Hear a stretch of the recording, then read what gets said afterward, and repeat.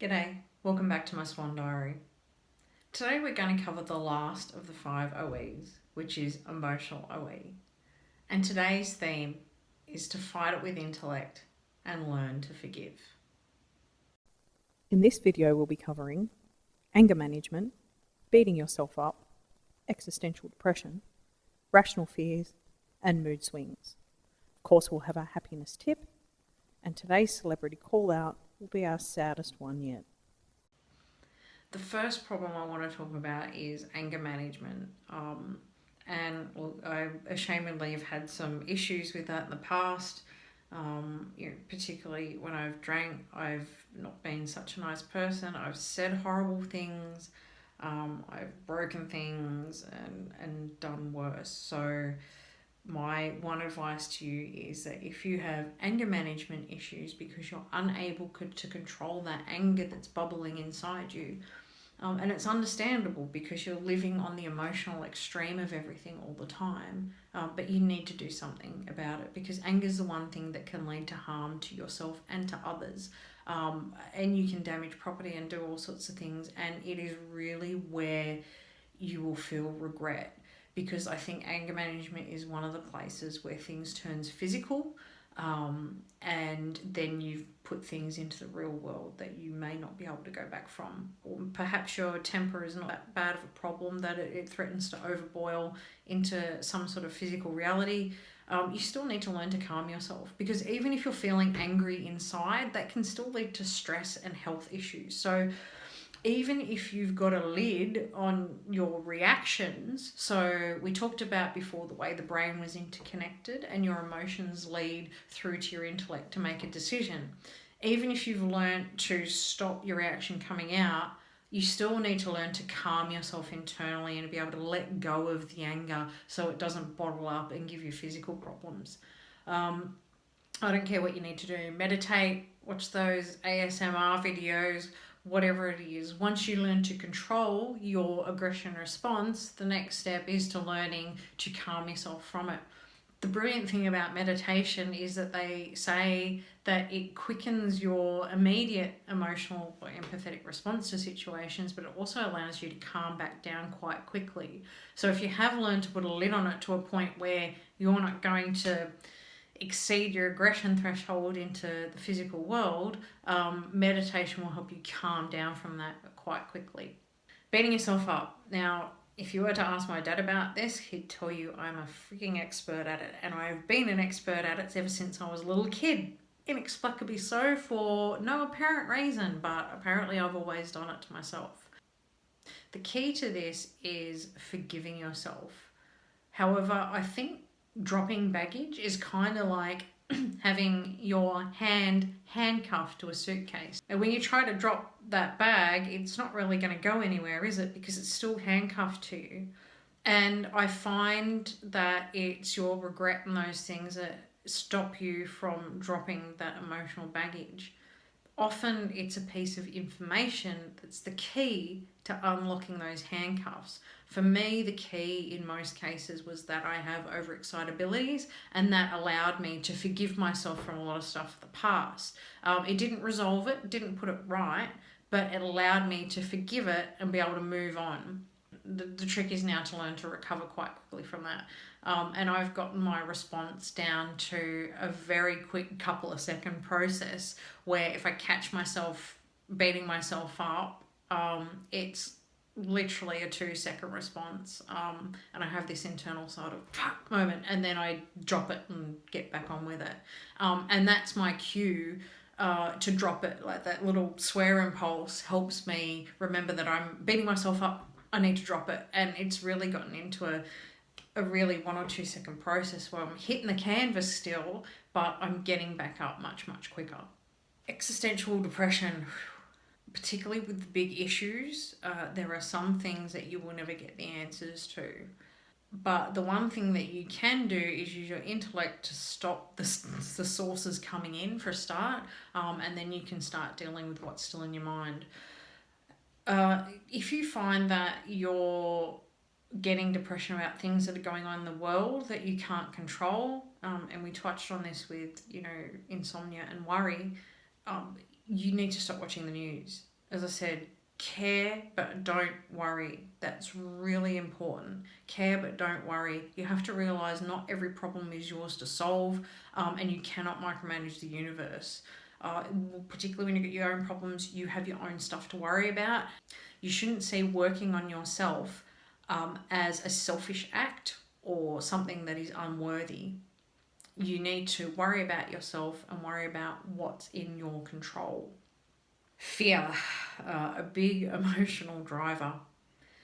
You got to ask yourself first enough whether or not your fear is rational. Because if your fear is rational, there's really not a lot you can do about it apart from forgive yourself. So, living in Australia, we have quite a lot of fears because there's a lot of poisonous things and bitey things that are out to get us. One of my fears is going into the ocean. When I ask myself why that is, it's because there's sharks in there. And when you live in Australia, yes, there is a chance that sharks are going to get you. So my fear is quite rational.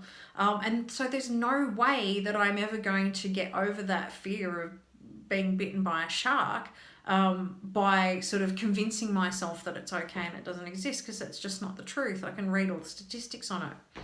But what I can do is mitigate the risk when I've got a rational fear. So if you do have a rational fear, you say, great, well, I'm only going to swim in beaches where there's shark nets, or I'm only going to swim in beaches where there's a lifeguard, and I'll stay near the shore.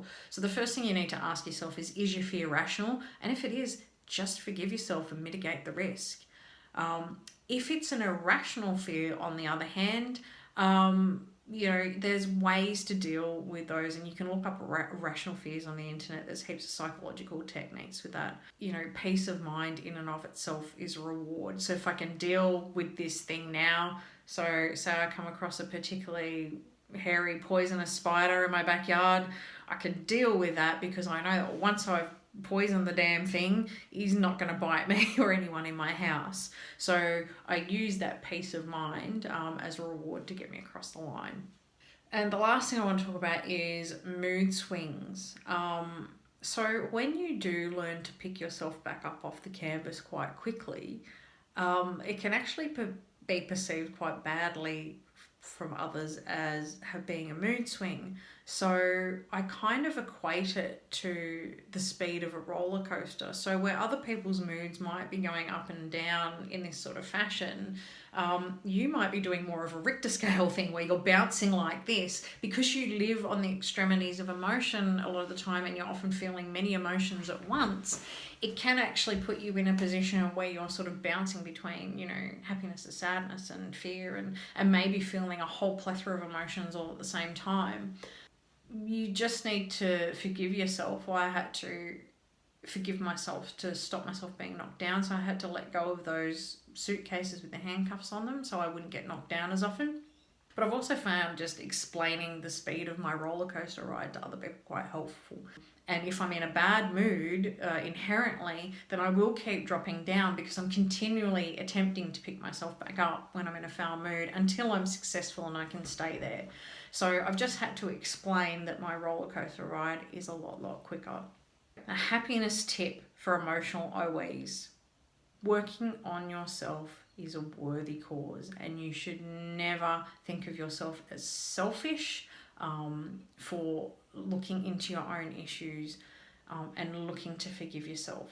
As I said, fight it with your intellect, forgive yourself, and just allow yourself to stop giving fucks about what other people think and focus on your own life, because it's worth it. If you're impacted, you're impacted. If the people around you are impacted, they're impacted. And on that note, here's this video's celebrity OE. And this is the one that really reminds me of why I'm making these videos in the first place and why spreading the message about OEs is really important. Robin Williams. We can't deny that the guy's stage presence and energy was off the chart. If anyone had psychomotor OE, it had to be Robin Williams. The speed at which he spoke, the way he continually moved his hands and jittered about the stage, and even when he was being emotional, he was still wringing his hands a lot. With sensory, he was If you've watched his movies like Mrs. Doubtfire, chaos and music, and a love of art was obviously very clear in Robin, and a love of the natural world and people. And he was also very, very observant, very intellectual. No one can do impressions like that without being highly observant and very quick. And the speed at which he came out with his jokes was just phenomenal. Huge imagination, able to think up characters. And I mean, look at Walker Mindy and all the stuff that he was able to do with that. Like thinking way outside of the box and a lot of stuff. But we can't deny either that he wasn't sensitive and emotional, and he couldn't get, Robin got upset about a lot of stuff, and he was able to put great passion into dramatic roles. Robin had addiction issues and he struggled with a lot of depression. He showed all the signs of the greatness of OE, whatever his problems were. He was fast, creative, imaginative, passionate, highly observant, funny as hell, and he will be sorely, sorely missed forever and a day by many of us. Because again, I'm not an expert. I'm just one person with OE trying to share my ideas in order to spread the happiness and this very important message. So that's the end of this series. Until the next series, see you later.